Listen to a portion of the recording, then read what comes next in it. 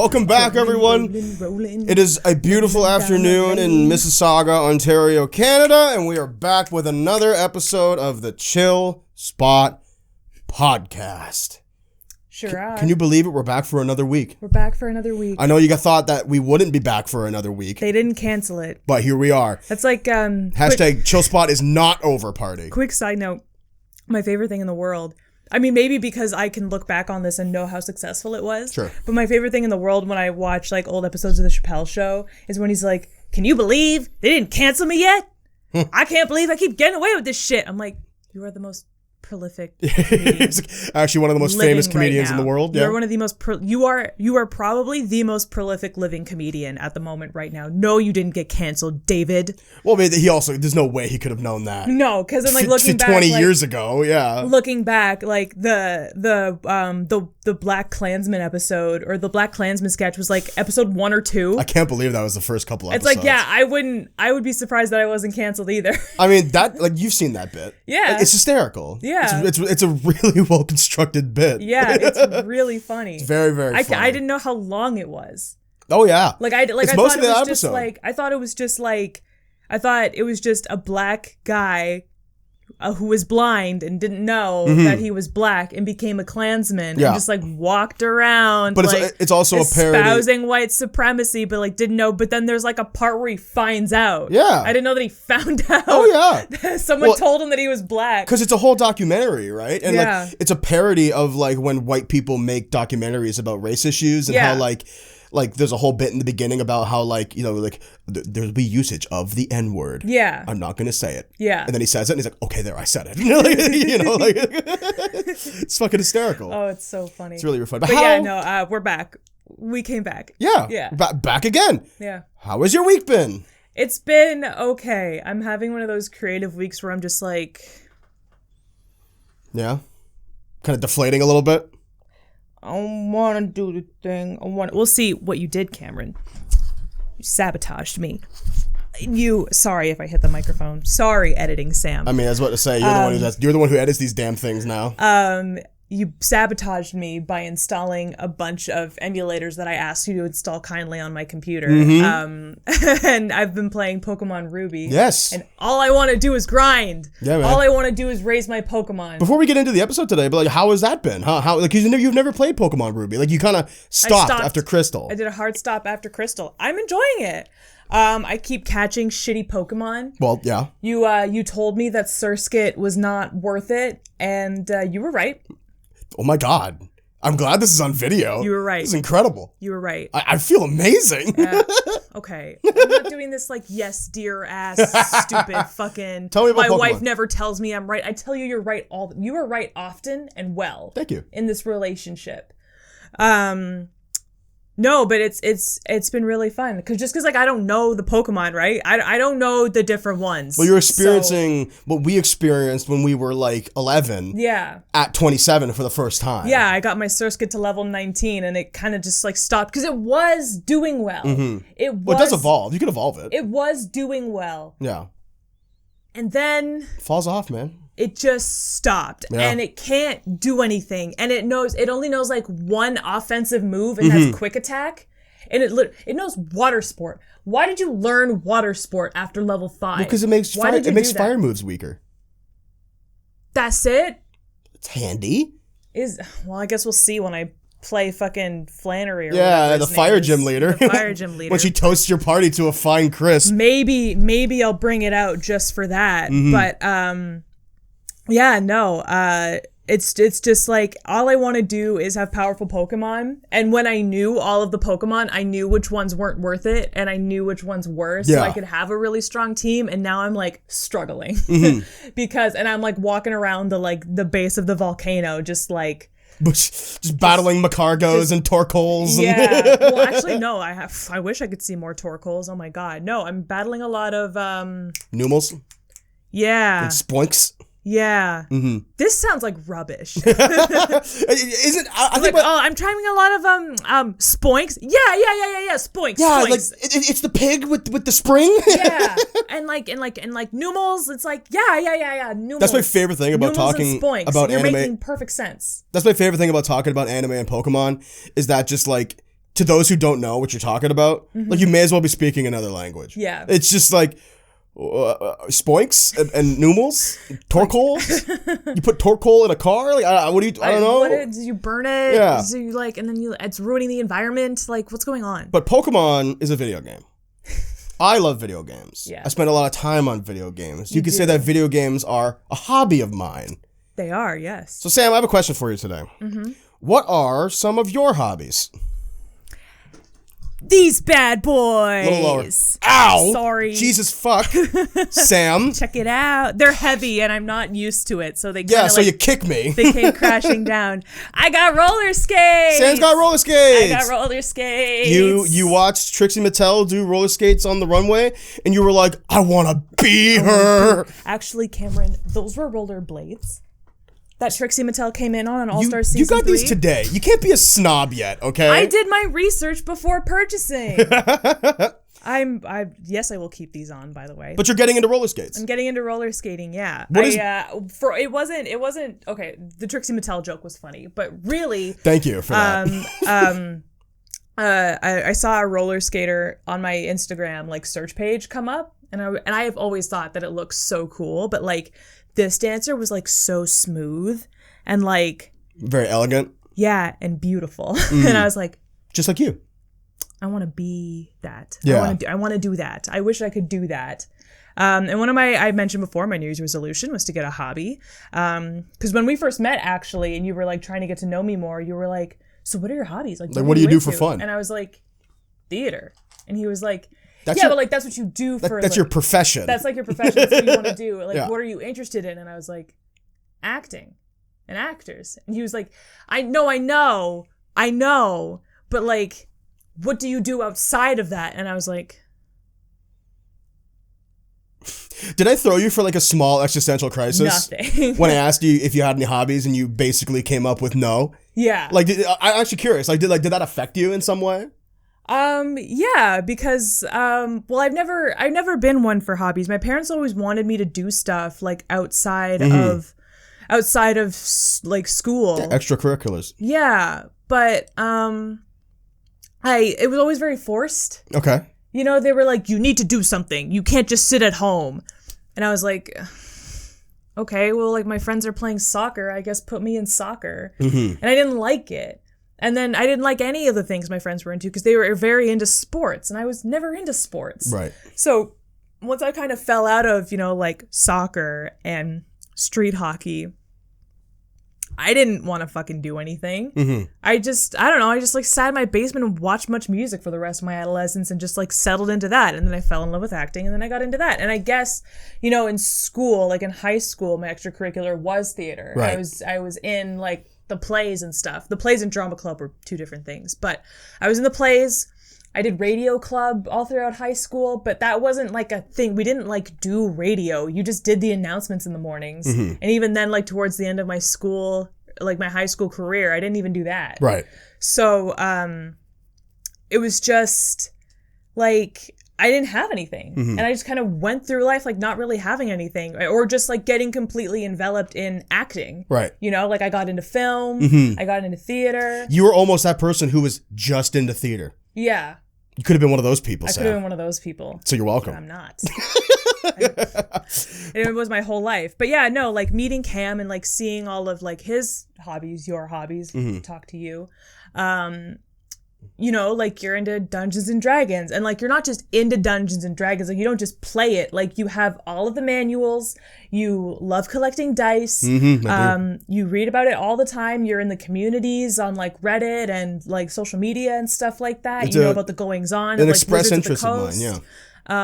You're into video games and again, like you don't just play video games, you're not just like herder Call of Duty, you're like you know the different developers and software companies. There's a level of investment there. And then you know about like the artists and the people who work on them and what their styles are like and what different devs come up with. About like the indie devs like Supergiant and made Hades and like the success of Hades and all of that stuff. But you also know about like Naughty Dog and like Santa Monica Studios who make these like huge AAA games. Massive studios, yeah. Yeah, exactly. And you know about the industry. I don't know anything about anything anything outside of like entertainment, which is like film, theater, TV. That's pretty vast, though. Like, I feel like you're undercutting yourself a little bit. Yeah, but it's like something else. Right. Yeah. You know, like I would definitely say that I have more hobbies than you do. Yeah. Yeah. Like you can, like, I just through you, I've started to see hobbies as like another layer of yourself that you can add to yourself. Yeah. And, you know,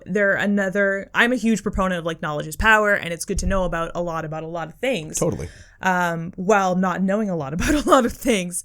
So, I decided to get into roller skating because I thought it looked cool. Yeah. And it's very and the more I looked into it, it's very ingrained in Black culture. Oh, fascinating. Which I've learned. I didn't know that. Because like disco was huge with like Black people. Right. Which is partly why a lot of people think that it's so lame, because Black and LGBTQ people are into it. No kidding. Is that really what like attributed to like the general perception of disco? Yeah. Wow. Those were because like minorities were into disco. People of color and gay people. God, there are so many things. So like of course other people thought it was lame and shut it down and like discredited it. Yeah. So I mean, that's not exclusively true. My Black father hates disco. But, yeah, sure. you know, it's not just that. It genuinely is a type of music that, you know, it's not for everybody. But no, roller skating was a part of that, like disco movement, you know, roller rinks and stuff like that. And you know, women, it felt like a safe space to get into because Black people and women populated it. Right. So I was like, cool. I'm Black and a woman. Yeah, I'm a Black woman. Let's check this out. So I guess that my next question was going to be what drew you to roller skating. So I guess that kind of answers that question. But what are you Instagram? Yeah. What are you most excited about getting into roller skating? Moving my body. Yeah. Because it's funny, I say that I'm not into sports, but like skating is a sport. Like there's a dance component to it, but there's also like a skate and like trick component. I don't know if I want to go that far into it. We'll see. But why not?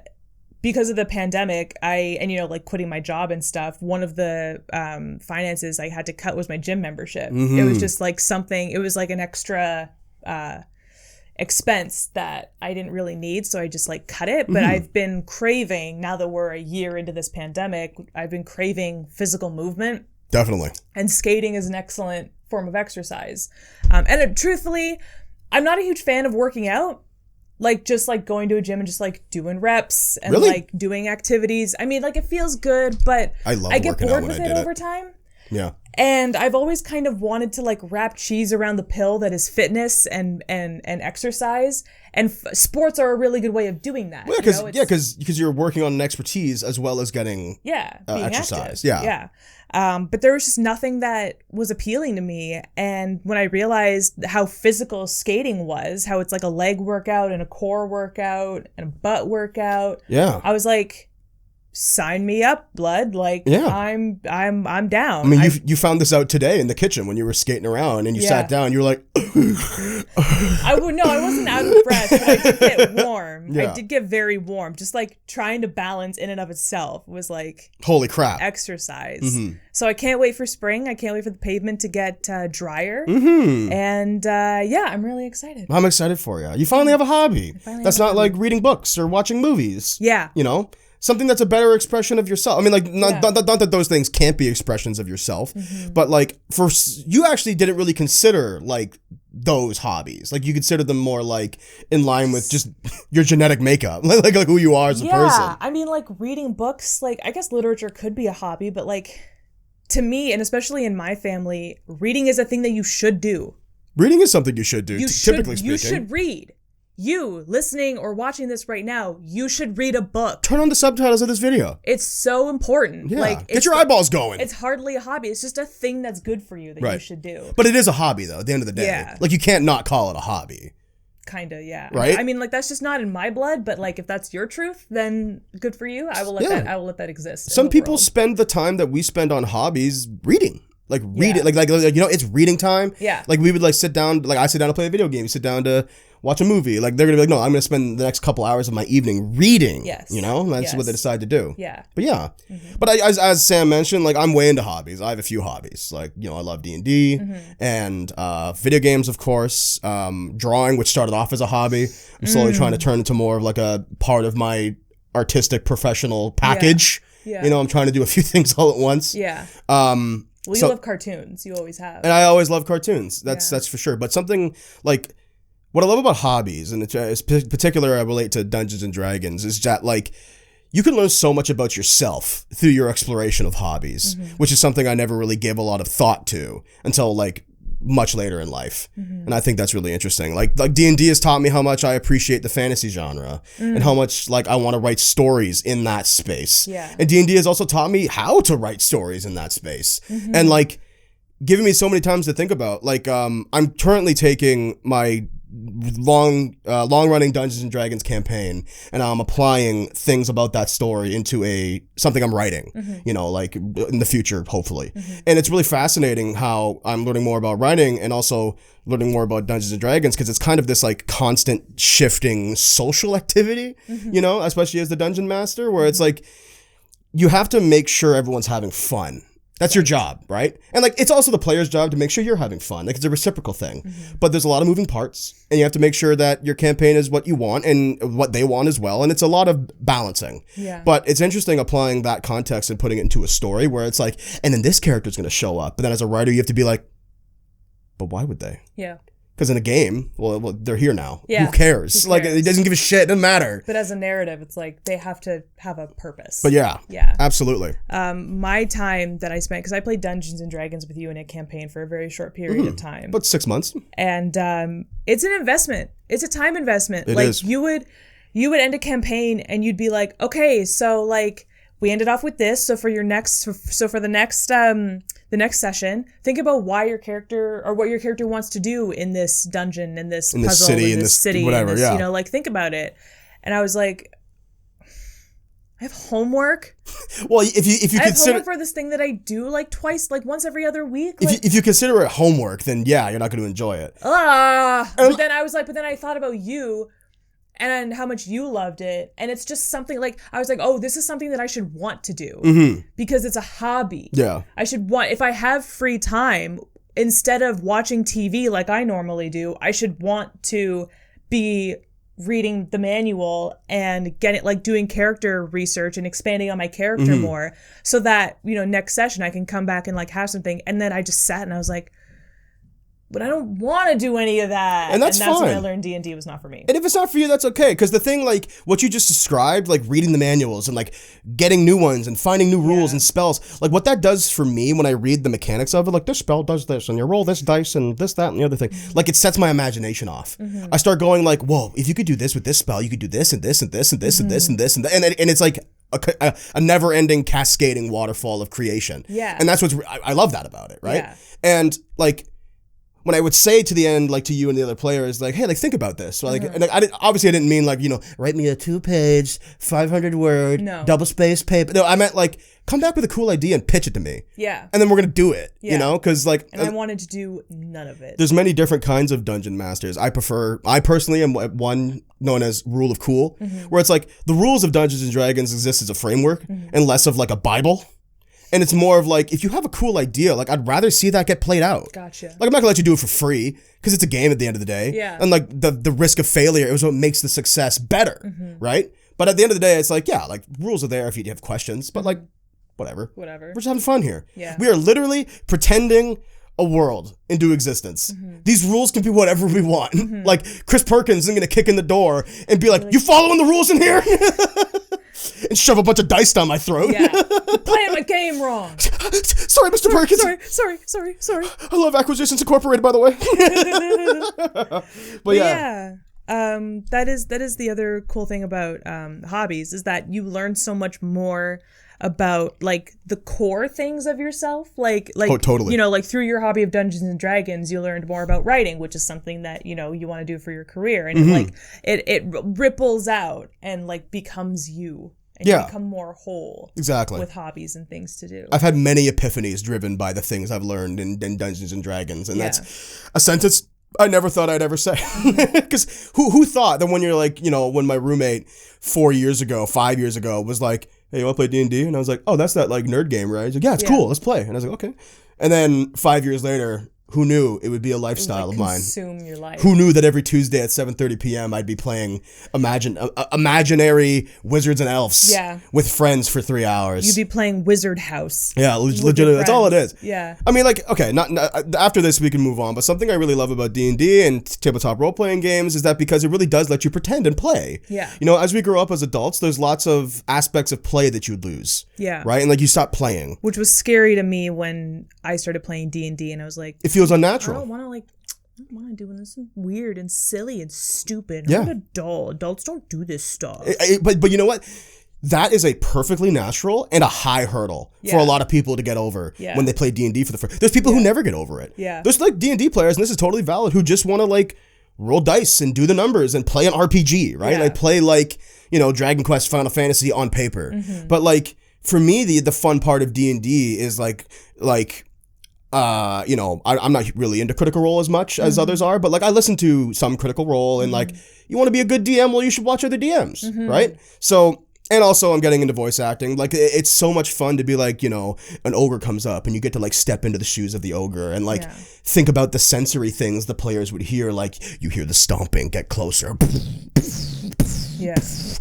And the ogre, and he turns the corner. Like, you know, like doing all of that, like setting the scene is my favorite thing to do in Dungeons and Dragons. And there is literally no other more satisfying thing is to set a scene really well. And because we play on Zoom, like turn to the players and see them all like invested in your description. Yeah. And then like their responses are just as invested as your description. Because you set that up for them. And it's beautiful. It's like it's also like such a bonding exercise. But playing is important. I feel like everyone should have time to be silly and play as an adult because it grounds you in the rest of your life, in my opinion. I think, and this is something that I've noticed. I mean, it literally affects my acting. I need to learn more and I need to play more because I was taking acting too seriously. I was like, okay, I gotta like dissect this text and really like figure out how my character like sits and moves and stuff. And then it would come time to do it and I'd be like, oh, but that's silly because I lost my sense of play. Yeah, you lost your sense of play. Because I lost my sense of play, and it's like I gotta figure out how to get back to that. And that's, you know, Chill Spot has been a really good of course space for me to do that. And I think you can notice that, like, you know, if you go back and watch our earlier stuff as opposed to like now, and especially after we had those like epiphany episodes of the podcast where we were like, I just want to do art. Like part of the thing that was holding me back from doing said art was that I didn't want to play. I didn't want to be silly. And to a certain extent, I still don't want to be silly. I'm a very serious person. You're working on it. To like just let that all hang out. But that playfulness that you get to partake in when you do Dungeons and Dragons, it bleeds out into everything else. Because once you realize that, like at the end of the day, we're talking about acting now. Like at the end of the day, if you think about what acting is, you're pretending. Yeah. You're literally pretending in front of a camera and you get paid millions for it. Exactly. So that's inherently silly. When I would play house as a kid and I'd be like, okay, I'm the mommy, drink your bottle. And then like my friends would like pretend to be babies. This is getting weird. I don't know if I want your grown friends. Oh, mommy! Oh, I got a big full diaper. Oh, and you're like, oh, here's the bottle. Oh, you want mommy's nummies? That's not what I did. That's not what I did. That's not what I did. She did that. What I would do is I would climb into my mom's van and pretend to drive and then do chores. And then my mom would be like, I can give you some real chores. And I'd be like, Mom, please, I'm pretending. But yeah, no, like, where was I going with this? Now I just sense of play. Now I just have mommy's nummies running through my head. I can't stop thinking about mommy's nummies, dude. Stop thinking about that term. You're talking about your sense of play. I had it as a kid, and then it got like groomed out of me, and now I'm just like fighting every day to get it back. And that's part of the reason why hobbies are important, because it really does. Even if like not even Dungeons and Dragons, like roller skating, video games, watching movies, it gives you that sense of like, I'm playing. This is stuff I do for fun. I'm enjoying this. Well, that was part of the appeal for roller skating for me. Like, as I got deeper into it and like looking at skaters on Instagram, because there's a bunch. Totally. One of the things that I saw very often were falling videos. So right next to these gorgeous videos of women doing these dope tricks and, you know, skating with their friends and, you know, spinning around in circles and being all cute, and like cool looking, were videos of them in their dope outfits on their tricked out skates falling just on their eating ass. shit. Yeah. And like there's this skate brand called Moxie roller skates, and there's they have like a challenge, like a skate every day challenge. Cool. For 365 days straight, they challenge you to skate every single day, even if it's just like for 5 minutes inside and you do a couple of drills on like some tricks that like some moves that you want to practice. And the videos of like their skating every day challenge, sometimes people will post like compilations of them falling down. Totally. And it'll be like, you know, day 127. I'm like, 127 days into this and you skated every single day and you're still falling on your ass? That is so motivational. That's dedication, man. That's really nice to see. Right? Because, well, I mean, like, it's what helped me, you know, when I put these babies on for the first time, like a couple of... Are you scared now? Yeah, I don't want you to dislodge my fucking kneecap. Okay, sorry. But like when I put these on for the first time and I like... skated around. I didn't skate around. I crept. You shimmied? I shimmied. I wobbled for the first time. And like I fell on my ass trying to get back up again, even with you helping me. I wasn't discouraged because I was like, okay, this is a part of the process. Absolutely. Past Sam would not be into that. No. I'd be like, I fell. I'm going to do it a lot more. Nope. You've come a long way Not in that for regard. me. I think, like, if I could be so bold and, like, you know, cut this out if you don't want this to be in the podcast. But, like, early on in our relationship, I think it's something you discovered about yourself and I discovered about you is that, like, you set a very high bar for yourself. And you weren't very kind in your respect to letting yourself learn. And that goes for everything in your life. Yeah. Right? Like, when you and I playing video games together or even Dungeons and Dragons, like I felt like you were putting a lot of pressure on yourself to perform when that pressure doesn't exist or shouldn't exist. Yeah. And like you were sort of ignoring the idea that like you need to be bad to get better. And that's ubiquitous, right? Like that's with everything, you know? Well, something a bad not bad because I don't want to be like bad Sam, but something that's not my favorite trait about myself is that I don't like being wrong. And I don't like being wrong in front of other people. Yeah. I don't like to be seen when I make mistakes. That's fair. Kind of like, you know how like when cats die, they like hide? Like when cats know that cats die? You know, like when cats are dying, they'll like hide from you because they don't want you to like see them being sick and like dying slowly. I'm like that when I make mistakes. I'm just like, don't look at me. Don't look at just like, yeah, I can make mistakes, but like just don't look at me. Don't look at me. Don't look at me. Sure. I don't like to be wrong out loud. And that's something that I have to get over. And that was what was really hard for me about playing Dungeons and Dragons is that it's so complex. And I know... No, it's complex. I know that DM, like D&D players love to say like Dungeons and Dragons is for everybody. Anybody can pick up Dungeons and Dragons. It's like, it's easy. It's fun. It is not easy. It's fun. It is not fucking easy. There's a learning million moving parts to that game, and I did not have a good time learning them in front of other people and asking questions and re-asking questions 5, 10, 15 times because it wasn't making sense to me because it was overloading my brain. And something that I had to get over, something that I'm still getting over is being wrong in front of other people. I'm scared to skate. Like if I go out back to practice my skating and your mom stands at the window and watches me, like she's doing it out of support and love, and I know that, but I'll die. I'll fucking die. I don't want anybody to watch me while I'm like not good. You know, and I also want to go out back in your backyard and not practice on the street in front of your house because I don't want your neighbors looking at me while I learn. I don't want any, because like roller skating is cool, right? And roller skating is also retro. So like all the adults in the street will be like, oh my God, I used to roller skate when I was a kid. Don't talk to me. Don't talk to me. Right. I don't want to hear about it while I'm wobbling around, like learning. Stop. Don't look at me. I'm wrong right now. When I am doing perfect backwards roller skating and fucking 360 alley-ooping, fucking coffins, fucking jumping around. You know, then you can come and talk to me about how you used to roller skate in the 70s. But until I'm perfect, I don't want you to see me. I don't want you to look at me.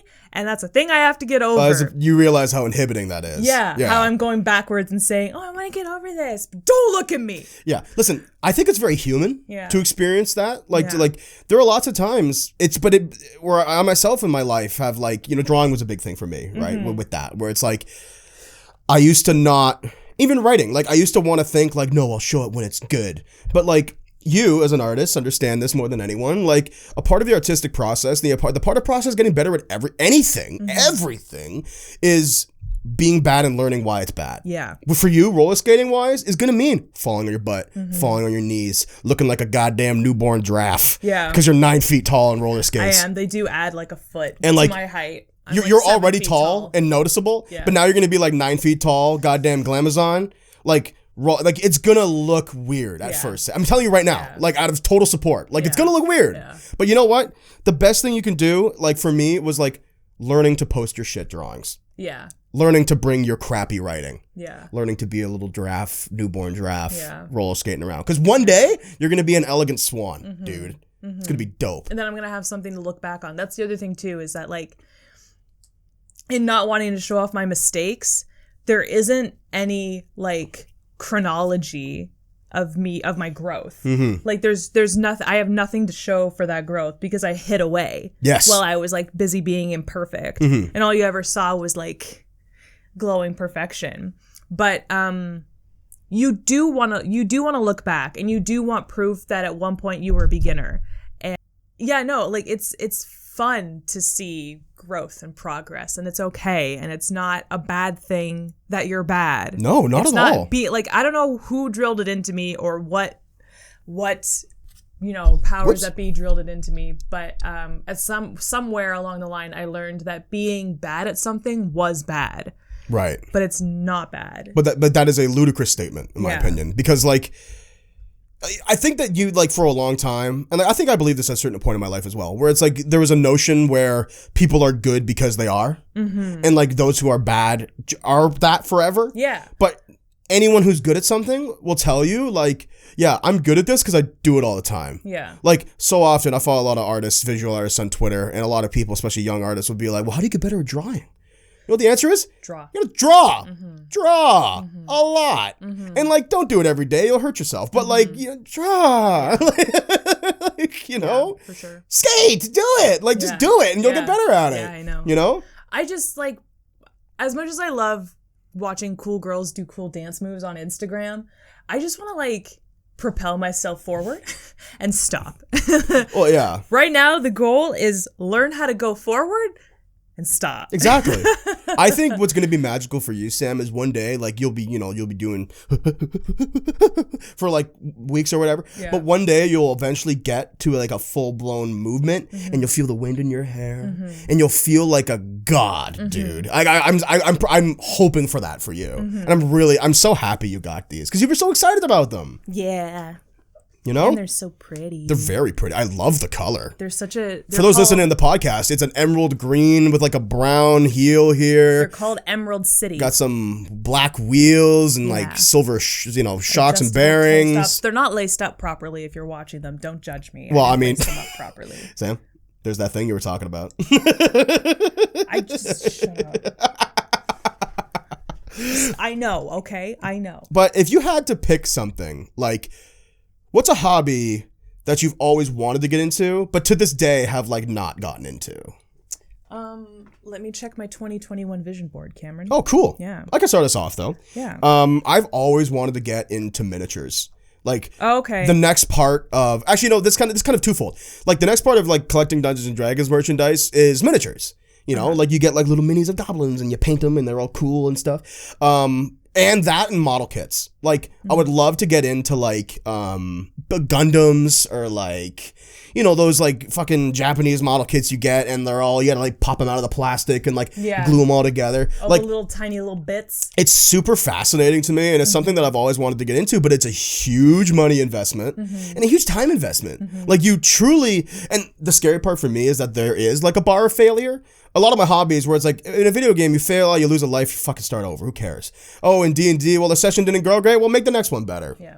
in model building, if you use too much glue and glue the wrong thing together, well, you're fucked now. Yeah, now this you like just have a busted $50 thing you bought is just ruined. You may as well throw it in the trash. Fair. You know, like in terms of like, I can picture myself at like, you know, we do well for ourselves. You know, we're in our 80s, we've retired. It's nice getting into like ship in a bottle building. Mm-hmm. That'd be fun. Mm-hmm. It's so fascinating to me. Like, how do you do that? I know. You gotta do it with like tweezers and shit. Yeah. Well, do you want me to tell you how they get the ship in the bottle? Do you not know how they get the ship in a bottle? Well, they shove it in there. You put it in flat and then you like pull it up. What do you mean? So like it's like disassembled and you like slide it into the bottle, right? Mm-hmm. It's like flat. Okay. And then like through a series of like strings and stuff that are outside the bottle, you like pull it and then it rises and it up. rises. It's like a pop-up book. I've never seen a ship in a bottle. Mm-hmm. I only think that they're cool. Yeah. Like it's kind of like bonsai trees, right? Where it's like, it's a little thing you got to take care of, and it's like neat and small, but I've never seen one. Groom it, yeah. Yeah, you know, but it's like same thing. Ship in a bottle. It's like if I ever saw one in real life, I'd be like, whoa. Yeah. How'd they get that in there? Yeah. I mean, like, it is, and like there are different ships that you like, different kinds of ships, and different ships have different like stringy and thingies that you pull. So neat. That's just like, I know that much. Like baseline ship in a bottle, you like slide the model in flat and then you like pull it up through strings. But it's a very delicate process and there's a million different ways to do it. But I love that about it. I love getting invested in something like that, where it's like, because, okay, put it this way, like, if you were to do, like, continue looking, but if you were to, like, do a ship in a bottle and, like, get it all done and, like, have it be ready, so you can, like, someone who knows that process of, like, pulling strings, how delicate it is, are going to walk into your house, see that, and be like, whoa, like, nice, you know? And, like, I love that. That is so cool. Yeah. It requires focus. Well, and you can, like, talk to them about it. It's another thing to talk about. And it makes you interesting, having hobbies. It makes you more, it gives you more things to talk about. And I just, I'm very boring right now. You're not, shut up. I got to figure stuff out. You have a podcast, a Twitch stream, you're into acting, like, shut up. You have plenty to talk about, my friend. We've done 85 episodes of our talking podcast. What's a hobby you want to do? Okay, so for my 2021 vision board, obviously, like, front and center was skating. So I put a picture of 2 roller skating girls. I put this picture of what are they called? The Not Ready for Primetime Players, the first ever cast of SNL. Oh, cool. Because I wanted to get into SNL more, which I have been doing. You have been. Actually, it's a hobby of yours now. Looking at this, I'm doing a lot of stuff on my vision board, which is very good. I mean, that's what it's there for. But I mean, like, it's March. Usually you've given up by now. No, you're dedicated, dude. You're not someone who started working out in January, and then March comes around, and it's like, yeah, can I get an extra large pizza? Yeah, double cheese. Triple pepperoni. Fuck Joke's on you. I work out and eat extra large pizzas. Fuck you, society. I don't think I could eat a large pizza by myself. I used to be able to dust large pizzas. Can you believe that? I do, In high school? Yeah. Like, I can still eat a box of Kraft Dinner all to myself. I can still do that. That's a single serving. Fuck off. It's not supposed to be. Serves 4 people. My ass, it serves 4 people. There's like 32 grams of fat in one box of Kraft Dinner. It's ridiculous. You should not eat it. And it's on my ass now. I know. It's all in here. Yeah. It's all in here.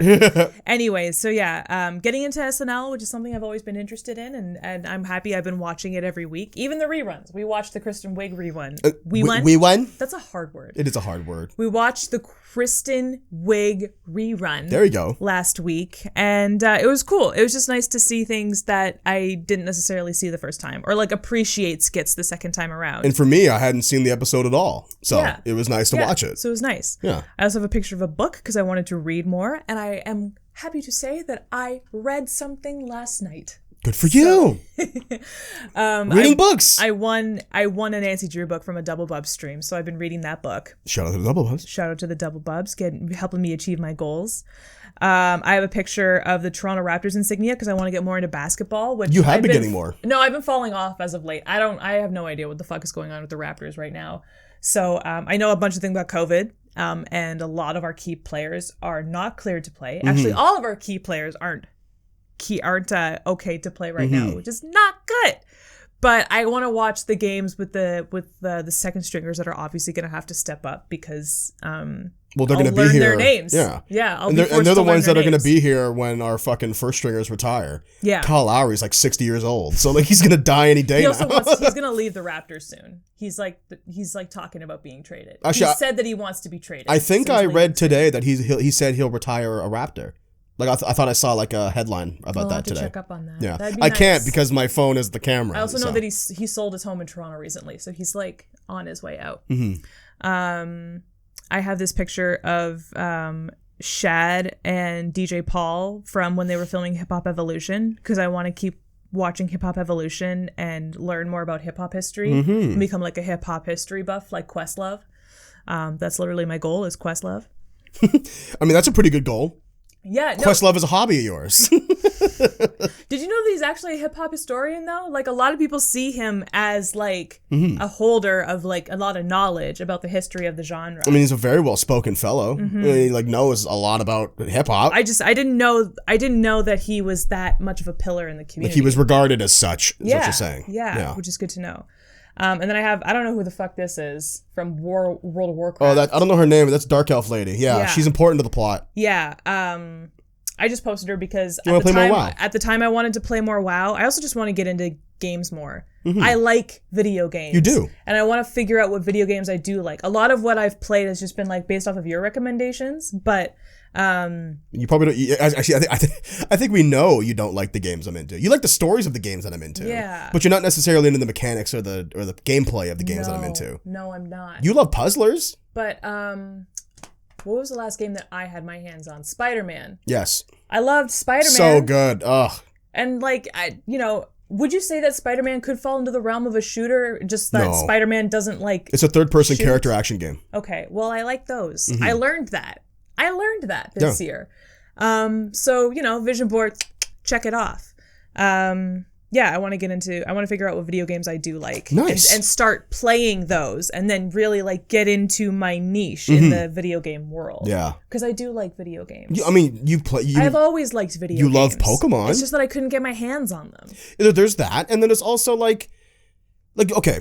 It is worth saying that video games are like movies, right? There's not one brand of video games that everybody likes. Yeah. Same thing with movies. Exactly. So I gotta find mine. Gotta find yours, man. Yeah, exactly. Problem is, video games are also very expensive.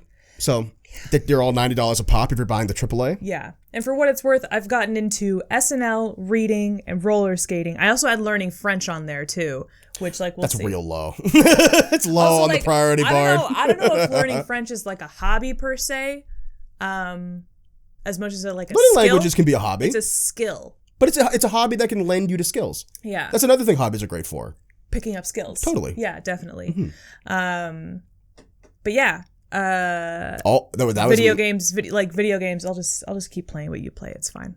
Well, no, but you got us both into Grindstone, and like you clearly have an affinity for puzzle games. Yeah. Like you obviously love like Match 3 games, and like I think you'd be into Tetris 99. It's free. You should download it. I do have it downloaded. Oh, do you? I'm too scared to play it. I'll play it. It's fun. I love Tetris though. Yeah, you don't need to get as intense as I did. Like, okay, when I started playing Tetris 99 for the first time, I was not into Tetris. I was like, this is a cool idea. I've always wanted to get better at Tetris. And now through thousands of games and grinding, I'm probably what I would describe as a little too aggressive when it comes to Tetris. I've told the story before where it's like I played Tetris with my old work friends back in Kitchener. And like I've been playing like 500 games of Tetris 99 at that point. Yeah. And Tetris 99 is kind of like a trial by fire for Tetris versus. Yeah. It's like get your Tetrises in or die. Yeah. So you're not fun. I played Puyo Puyo Tetris with you a bunch, and you're not fun to play Tetris. And I'm sorry about that. Like it's literally just like muscle memory at this point. Yeah. Where it's like I go into a mode and I'm like and it's like you lost. It's impressive. I'm sorry. If you're not playing against you. Yeah, Like I've watched you play Tetris 99 and it's like, wow, I can't believe your brain thinks this fast. This is a marvel to see. It took a lot of practice. But when it's against you, like when you are against me and that is all like I have to deal with what you're doing and it's affecting me. With my reign of terror. Yeah. I hate it so much. That's understandable. Yeah. And I respect that. It's not fun. But you'll find you're early on your video game journey. But I'm glad that you're taking the time to learn things about yourself in this way. Because I feel like, as we talked about earlier, like for a while, like I think it weighed heavily on you that you didn't necessarily have like many things to get excited about in terms of like, specifically career goals, like hobbies and stuff. Yeah. But now you're getting there. Yeah. So Good for you, man. It was nice. It was fun to anticipate these skates. It was fun to pick them out and learn about them. I enjoyed it. Mm-hmm. And yeah, I just can't wait to actually like be moving. Yeah. Yeah. I can already sense myself getting impatient with like how much, like how bad I am at moving on them. Like I just want to go. Mm-hmm. I just want to skate, and I can't. I stand up, and I'm like, enjoy the hurdles, dude. That's the best part. Yeah. Because when you get over it, you'll have this aha moment where you're like, "Fuck, yes, dude." Mm-hmm. Actually, I have another question for you. Okay. Similar to the one we just asked, like if money was not an object, like what's a hobby, or like a hobby you would enhance, or a hobby that you would like dive full into? I mean, like it would. Now that I have this pair of skates, they're kind of like shoes. Like you want more? Yeah. Yeah, like you would buy a bunch? There's a lot of pretty skates out there, and I want more. That's fair. The same brand that made my skates, Moonlight, they make a skate called Flashdance, and they're like iridescent and those are the ones you wanted, but you like didn't have the right size. No, they're sold out. Oh, they're sold out. They were sold out. Okay. I think a lot of people have picked up roller skating in the pandemic because it's an outdoor activity and it's fun, and it's like, you know, it can be sporty or you can just do it. So it was hard to get skates. Yeah. It's also like, man, I want to like, I'm already like planning out my activism for the skating community because like I got big feet and the skates get significantly uglier if you have big feet. That's fair. And it's not fair. You should start up your own skate business. There's like whole brands that I can't purchase from because I'm like Moxie, like the skate challenge that I mentioned, they only go up to like a size 9. What are you doing, Moxie? That's fucked up. You're the H&M of skates. There goes that sponsorship possibility. Was that too much of a personal dig? Yeah. But yeah, no. It just sucks that I can't get as many skates as I would like. But if I had money and I could throw money at the problem, I would just skates and skates on skates. Skates on skates on skates. For me, I'd have like a skate closet. That makes sense though. Like I can see you now, like having like many different kinds of skates, like elbow pads that match, like helmets that match, like different straps that all match. You know, you like coordinate your outfit to it and shit. That'd be dope, dude. That'd be dope. Yeah. For me, Lego. Oh, yes. If I had tons of money. That's an expensive one. Lego and PC building. 2 expensive hobbies that I can't do right now. Yeah. Because I realized something about myself, like when I was building this thing. Yeah. For those who are listening to the audio podcast, I have the Lego NES, that's the 30th anniversary NES Lego set that my mommy bought for me. Which, like, I sound sarcastic. I was ecstatic. It was a Christmas present. It was like the best Christmas present. You're allowed to enjoy it. It was the best. I was so excited about it. I don't think you asked for it. I did not. I think she just did it. I know. So, like, perfect. And, like... I'm gonna make my mother sound terrible for a second here. But for many Christmases in my life, my mom would just be like, what do you want? And then like I'd be like, this and this, but like, you know, I'd like a surprise or two. And then there wouldn't always be a surprise. And it's like, I appreciate getting gifts. I'm obviously appreciative of getting things I asked for. There's not many people who have that kind of privilege, right? But like, there's something to be said about being surprised. This was a total thoughtful surprise. Yeah. She knew I would like this. Yeah. Got it for me, hid it from me for months. Yeah. And then it totally paid off. Yeah. I would start fucking crying. Yeah. But anyway, building this brought to the forefront of my mind that like I really love building something, having it be done, and then like pressing like the on button and it works. You know what I mean? Does that make sense? Yeah. Yeah, no, I totally get that. Where it's like if I was into PC building, like I would love to like get all these parts, like, oh, but this complements this and this. Okay, here we go. Like, and it turns on. Yes. Or like, and it explodes in my face because I fucked up the power source or something. It's so fast. It's so fun though. Like God, I totally had that before. I mean, like I feel that way whenever I get a new electronic, and it's like it's an easy setup. But like when you get a new toy and you plug it in and it turns on, you're like, oh, I did it right. Thank God. Yeah, totally. I installed it right. Oh, I'm so happy. There's no better feeling, and like this is such a privileged thing to say. There's no better feeling than getting like new technology. Yeah. Like it's really awesome. Yeah. I totally get the appeal of unboxing videos. I 100% get the appeal. So nice. Yeah. Oh, new things. I love new things. Things are forever. But to shift this conversation in a different direction, what are some hobbies that you don't get? Like that you hear about that like you just like I do not understand. For me, extreme hobbies. Oh, yeah, like thrill-seeking hobbies? Thrill-seeking. I am not a thrill-seeker, my friend. No. I just said I want to sit quietly and build Lego for hours. This took me 3 days, the best 3 days of my life. Yeah. You know, like that was like, oh, it was great. No, I totally get that. Skydiving, parasailing, surfing, bungee jumping. Like, I like, I understand in the way, like, I understand why people do it. There's no bone in my body that I could shift to want to do that. No way. Anything sort of macabre, like taxidermy. I was gonna say taxidermy. Things like I have a friend who, like, granted this is her brand and like all the power to her. Like, she and her partner used to go out and like find like roadkill on the side of the road and like find like bones and stuff. Like, God. I guess not roadkill, not like fresh roadkill. I was about to fucking They would go to like country roads to find like animal bones. That's so gross. And like find and like bring them home and like restore them and stuff. And like, that's cool.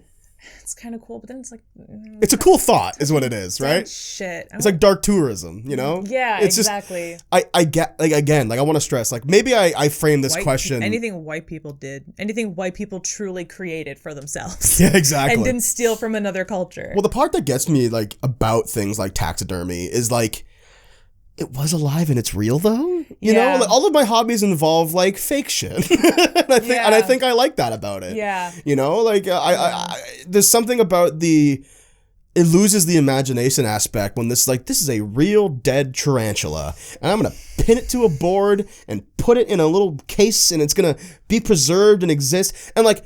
I get the appeal because like it's all about preserving, you know, and it is at the end of the day, like taxidermists would tell you, like it's a celebration. There are beautiful explanations for these hobbies. Absolutely. That when you look into it, you understand. Mm-hmm. But that's a dead animal. And you're touching it, and you have to embalm it, you know, because like otherwise it would rot. And I'm like, And they're like, there's like different like glass eyes that you stick into it, and like if you put the wrong one in, it looks messed up and weird. I'm just like, no, thank you. I'm fine, thanks. No fucking thank you. So if you ever want to have a really bad time, Sam, we'll go skydiving and taxidermying in the same day. I forget who I was listening to the other day. Some like YouTube channel was talking about how they were watching. Oh, that's right. I was watching the Rich People Have Bad Taste video for the last video. That's right. You to watched make sure it. that I did agree with it. You finally watched it. Amazing. I did. Good for you. And Drew Gooden was right. Proud of you. I was right in believing it. Proud of you. But he was saying that he watched an architectural digest tour of Dita Von Teese's home, who was like a pinup model and like cabaret dancer and stuff like that. And she has a vast taxidermy collection. Oh, cool. Like she has like full like whole tigers.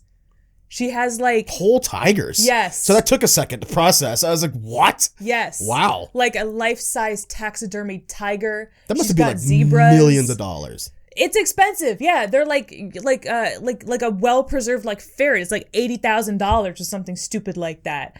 And I just think it's so unnecessary. I don't need a fake tiger in my house. Yeah, I don't need a fake lion. I don't need a fake antelope. They're in danger. Just like, well, I mean, like if you're worth your salt, you'll find sources that find animals who have died of natural causes. It's humane, yeah. Good taxidermists don't hunt their collections because they're not trophy hunters. No, they're not collectors in that respect. No, no, they die of natural causes, and then you collect them, and you pay a lot of money. That's also why it's so expensive. Because if you do it the ethical way, it costs more. Yeah, which is why shitty people take shortcuts because. Well, yeah, it's faster to just kill the thing. But I think Dita Von Teese is a pretty good person. So I've heard, and I think that I guess I'll have to watch that Architectural Digest video too, and put in an editing Sam video in there and tell you whether or not she's an asshole. This is a new art piece that a friend of mine from Australia sent to me that does ethical taxidermy of things that died naturally, and she made this bunny a little tailcoat. To die. Oh, listen, like I can't stress enough. That's why it's so expensive, because you have to wait for a tiger to die. Well, naturally, yeah. But like, I get the attraction and I get the reasoning. It's just something I can never do. No, it's something I'm not interested in. The uncanny valley for me is like I can't get that out of my head. Yeah. For me, when I see dead things, my brain and this might be my actor brain, like reanimates them in my head and is like, what if it just like turned its head right now? Yeah. And I'm like, nope. No. You want to know where it would be Get it for away. me? If I went to Dita Von Treese's house and I walked up to her big fucking taxidermy tiger, I'd like look at it and like it's probably in like a pose, like and like, you know, with its mouth open and stuff. Yeah. I'd like look at its teeth and its mouth and like my brain would be like, oh, it's like a statue in a way. But then like you start to feel the fur and the ears and like you can like maybe like touch the teeth and it's like, no, this is a real tiger. Yeah. Like, and like the fur you're touching and the skin, it's all dead. Yeah. It's like propped up. Yeah. Like, it's the fact that it's dead, reanimated, and frozen. Yeah. Is the part that like I would struggle with in terms of like. Uncanny Valley, yeah. Yeah, exactly. Yeah. I guess that's what you put it correctly. This thing was once living, but it's not doing living things. I'm not worried about it coming back to life necessarily, but I am worried about the fucking just darkness of it all. Yeah. Because I think about like me when I die. Like, is someone gonna fucking skin me and turn me to one of those big bear mats? You know, like on the floor. Like that, what a horror! Like, could you imagine that bear in the afterlife, like fucking like coming into someone's house as a spirit and being like, "This, that's me. This was the purpose of my body. This is what it serves. I raised 4 cubs and stole thousands of picnic baskets just to be made into a carpet." Not picnic baskets. I did not steal all those picnic baskets just to be a rug on a floor. Hey, boo boo. They turned me into a shag carpet. Oh, Yogi. What's the name of the park ranger that he's always bothering? I don't know. Ranger Phil. Ranger Phil or whatever has him in his living room. I killed him and skinned him. Boo boo's on the wall. Oh, Yogi, I got a better treatment than you did. Actually, fun fact about Yogi Bear.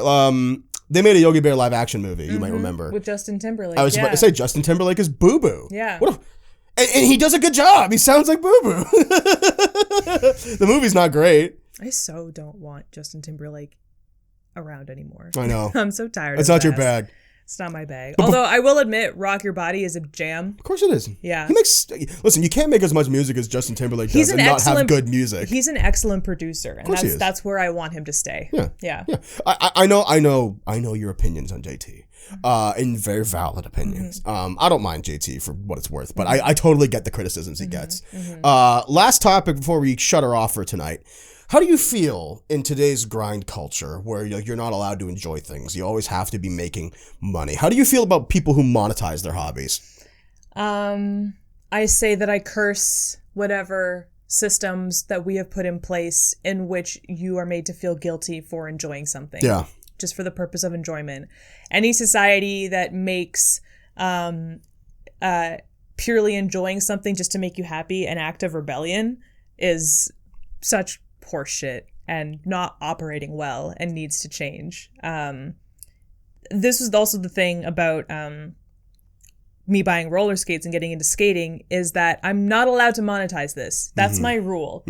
I'm not allowed to turn this in. I'm not allowed to try and monetize this. I mean, if 15 years from now I just so happen to be good at roller skating and a brand wants to give me a free pair of skates in exchange for a sponsored ad, then so be it. But I'm doing this to learn something new for myself and to expand as a person and hopefully make me a better person overall, more interesting, more well-learned, and more fun, and unlock some things in me that need to be unlocked. And money has nothing to do with it.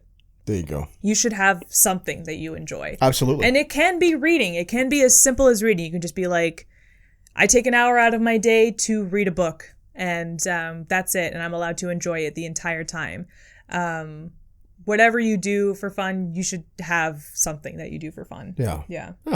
I pretty much just going to echo the same sentiment. Like, it's fun. Listen, if you're a grinder, and if you're out there, if you're on Grindr, no. If you're someone who grinds... Can't, please. I don't think the gay community could handle it if you were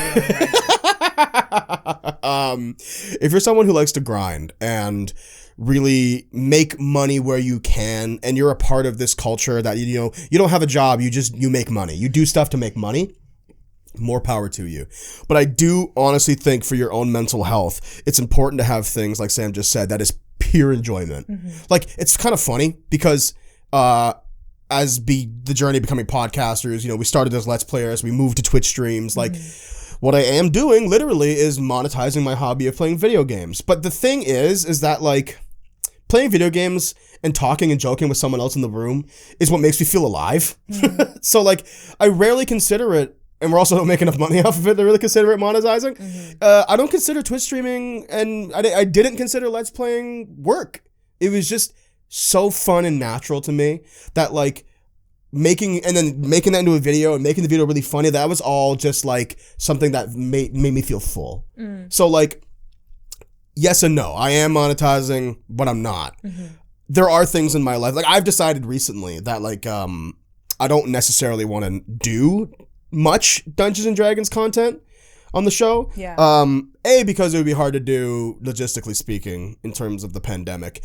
And B, it's like, why not just let that be something that is mine, that you enjoy, Yeah. Like it's also so saturated. It's like, very, very saturated. Like, D&D just the other day is so saturated. Just the other day, I found something that was the exact idea that I had written down. And someone had done it. And I was like, named it the exact same name. It was literally the exact same name. So I was like, But yeah, so I've decided that, personally speaking, if I do something Dungeons and Dragons related, it's gonna be far enough away from D&D that it might as well not be D&D anymore, but it might be, like, fantasy related. Who knows? Gotcha. But you gotta let things that you do be for you. At the end of the day, like, even when you can attest to this, like, we'll stream for 3 hours and play a video game, and I'll sit in the other room and play a different video game for 2 hours. Like that doesn't bother me. I can play video games all damn day long. Matter of fact, I have to fight the urge to not play video games you have to all work damn day to long. not play video games of course. All damn day long. There's nothing I want to do more than wake up in the morning and eat breakfast, come downstairs and fucking play video games for 9 hours a day. Wouldn't that be great? So yeah, long story short, I don't disrespect those who do grind and who do monetize their hobbies. And if you found a way to turn your hobby into a paid gig and you feel full, just like you say with video games, how, like, playing video games with people makes you feel alive. And, people take their love of, like, cooking and find a way to monetize it and turn it into, you hear all these stories in the newspaper about, this person loved crocheting and this is how they turned it into $1 million empire, Totally. And it grew and it grew and it grew, and it started with just, like, I hate these fucking stories that are like, and it started with just buying a crocheting kit on Amazon, and now they're, like, queen of the crochet hook and make $1 billion a year on making hook rugs. And it's just like, okay, but can I enjoy my thing though? Yeah. And the answer is you can. Absolutely. Don't let these rags to riches success stories about, people taking menial hobbies and turning them into lucrative businesses. Don't let that dissuade you from just, like, having fun. Don't let them make you think that you have to make money off of every single thing that you do. I just want to skate up and down the street. If at the end of the day, I spent around $740 all said and done on my roller skates, because I bought the skates, I bought a helmet, I bought pads, I bought bearings cleaner. Well, you need all of it. You need all that shit. I bought the whole shebang. And I bought from a smaller business too, so it costs a little bit more money, but also support retro rollers in London. I mean, they wrote you a lovely note. Yes. If at the end of the day, I can skate up and down my street, maybe forwards and backwards and stop, and I'm safe, that is $740 well spent. And I'll do that for the rest of my life. Absolutely. And that's, all the dancing and all the funky moves and stuff like that, that can come later. But if I can just use these skates, if I can just use these at the end of the day, and they don't wind up as another thing that's just hanging up in my room, taking up space, money well spent. There you go. I'm more than happy with that. Well, and I wish that other people could see that for themselves too. I agree. I mean, can I also say, like I learned this about myself as well, right? Like, because making money is so on the forefront, especially us in the millennial generation, I feel like it's basically all consuming. A thing that you would say to someone that does something really well is like, you can make money off of this. And it's meant to be like an encouraging thought. It's meant to be like you're so good you could be a professional. Like, we have a close friend who recently got into crocheting, and she's quite talented. Like, she can really crochet the shit. I have one of her crochets just over there. And I said to her, I was like, you could do an Etsy shop, like this, people would buy this. And I think her response was like, well, no, I just kind of want to do it for myself. But it's like, I thought about that later, and I was like, I almost wish I didn't say that to her. I really wish I would have just said, like, you're so good at this. Yeah. You know? Like, I'm learning to express my, like, awe to people and not tying it to monetization. Yeah. Because, you know, it just, we're all victim to that grind culture. Yeah. No, I totally get that. And good on you, honestly, for seeing that and clocking it and saying, like, no, I can talk about this in a different way. Because, just because you're good at something doesn't mean that you should be paid for it. It just means that you're good at it. Yeah. And if anything, lots of people make money off being bad at things. Hello. So. Totally. If anything, I should probably take my failures. I should be a professional hider at being bad at things. Yeah, you would kill at that. Yeah. You could make money off of that. But you know, Sam, I think this has been a good podcast. I think it's been an excellent podcast. So listen, folks at home, I want to say thank you to everyone who's been listening to the Chill Spot podcast for all these weeks. We'll be back again next week with more conversation, yucks, and gaffs. If you enjoyed this video, be sure to like and comment and subscribe. If you're watching on YouTube, if you're watching on a streaming service with reviews, be sure to leave one. You have no idea how much it helps. Share us with your friends. Post about us online. If you enjoy us and want us in more tidbits, smaller chunks, you can follow the Chill Spot Highlights channel on YouTube where we update just about daily. It's about as much as I can edit and get out. If you enjoy talking with us and want to talk to us directly, you can join our Discord and follow us on Twitch. That's twitch.tv/chillspot, where we are on 3 days a week and 1 morning a week, where we'll play video games and chat and talk. So thank you so much for listening. But live, so do that. Yeah. You want to close out? Yeah. So close out. Bye, everybody. See you later. Bye.